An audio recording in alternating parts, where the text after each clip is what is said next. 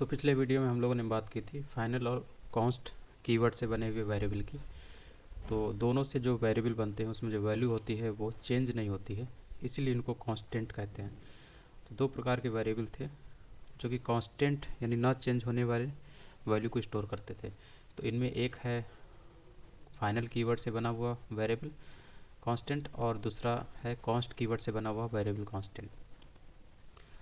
अब बात आती है कि इन दोनों को यूज कैसे किया जाए, तो कहाँ पर किसका इस्तेमाल किया जाए, इसमें कन्फ्यूजन ना हो इसके लिए सबसे अच्छा तरीका ये है कि सबसे पहले आप किसी वेरिएबल को जिसकी वैल्यू आप चाहते हैं कि वो भविष्य में चेंज ना हो, तो उससे कॉन्स्ट से बनाइए इस तरीके से। और अगर आपको लगता है कि कंपाइलर जो है वो कोई एरर नहीं देता है, ठीक है, तब तो आप कॉन्स्ट कीवर्ड का इस्तेमाल करिए अपने वेरिएबल को बनाने के लिए। और अगर कंपाइलर यहाँ पर एरर शो करता है तो उसको आप फाइनल कीवर्ड से उस वेरिएबल को बना लीजिए।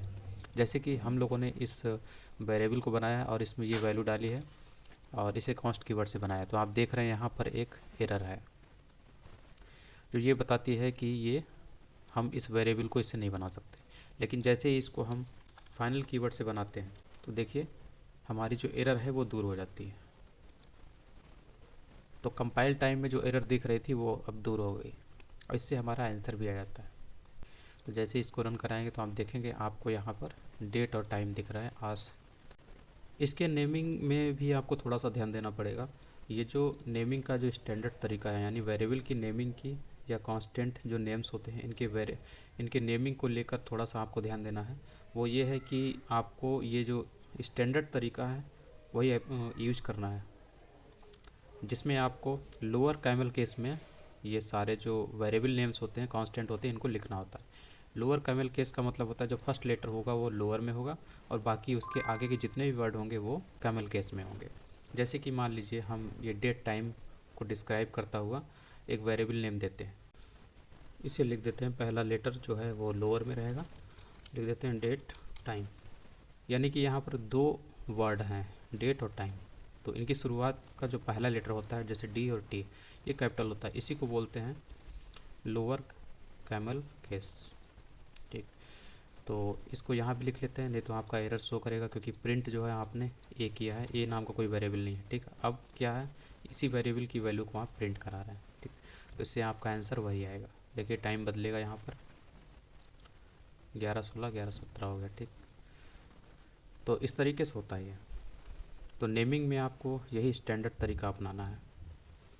इसके बाद बात करते हैं इंक्रीमेंट डिक्रीमेंट ऑपरेटर्स की। तो जैसे कि यहाँ पर ए नाम के वेरिएबल में 12 स्टोर किया गया है, तो इंक्रीमेंट ऑपरेटर्स का मतलब होता है कि हम लोग इसे ए प्लस प्लस करके ऐसे लिखते हैं।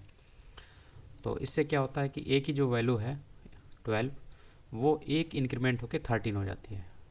तो प्लस प्लस का मतलब एक इंक्रीमेंट होना।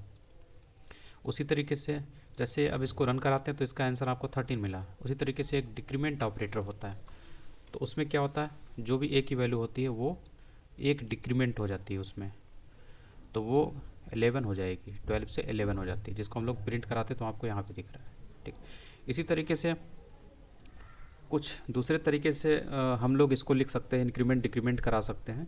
उनको लिखने का तरीका क्या है, जैसे कि ए को हमें 2 से इंक्रीमेंट कराना है। ठीक है, तो प्लस प्लस से तो होगा नहीं क्योंकि प्लस प्लस से तो एक ही इंक्रीमेंट हो सकता है, लेकिन एक दूसरा तरीका वो ये है कि इस तरीके से आपको लिखना है इसे 2। ठीक है, तो इसका मतलब है कि आप अगर ये आ गया तो इसका मतलब है कि आप ए की वैल्यू जो है उसमें 2 इंक्रीमेंट कर रहे हैं, तो हम इसे ऐसे लिखते हैं। तो अब इसका आंसर कितना आएगा, इसका आंसर आपको मिलेगा 14। ठीक, 14 मिला।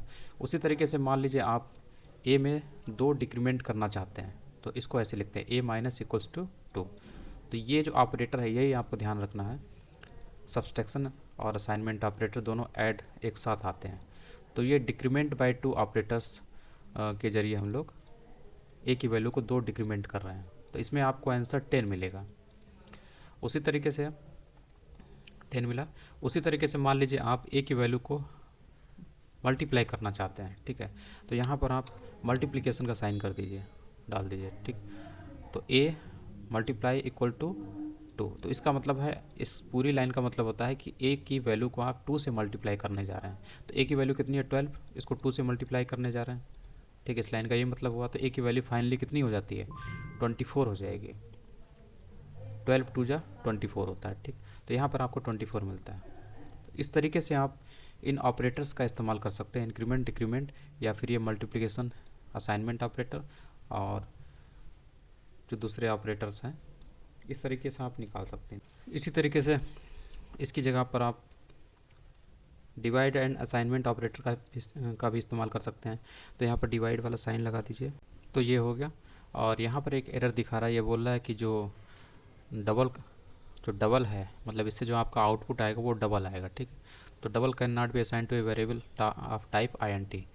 तो ए में जो आउटपुट आएगा 6, वो दरअसल 6 नहीं 6.0 होगा, यानी डबल होगा वो।